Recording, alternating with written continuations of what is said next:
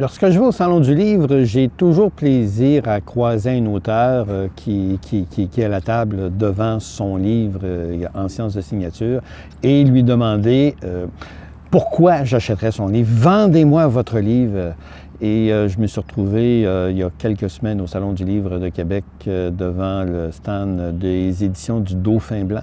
Et j'ai rencontré Isabelle Tremblay. Isabelle Tremblay qui, l'année dernière, a publié un essai qui s'appelle « Médium malgré moi ». Je le vois ici. Un livre particulièrement intéressant, pas très épais, qui se lit très, très bien. Et c'est le témoignage de cette dame qui s'est rendue compte au fil des ans, lors de sa jeunesse, qu'elle était médium, qu'elle avait une communication particulière avec, j'allais dire, les esprits qui l'entouraient. Donc, de se mettre en canal de communication avec des entités décédées, j'allais dire les gens du bas astral, etc., etc. Et elle raconte son cheminement. Elle raconte aussi quelques points saillants.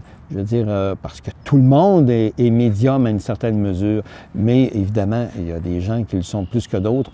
Comment elle s'en est aperçue? Qu'est-ce qu'elle a fait suite à ce constat?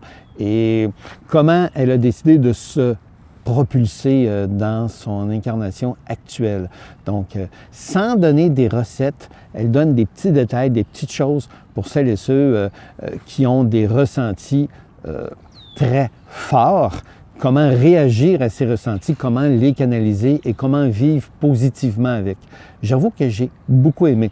Une lecture qui m'a paru a priori au départ un peu rébarbative et par la suite, de fil en aiguille, j'y ai trouvé beaucoup de plaisir et pour ma part, j'ai même trouvé des pistes parce que votre humble serviteur a un petit peu ses talents de médium, donc de ressentir l'univers qui l'entoure et comment jouer, comment percevoir et comment canaliser cette énergie.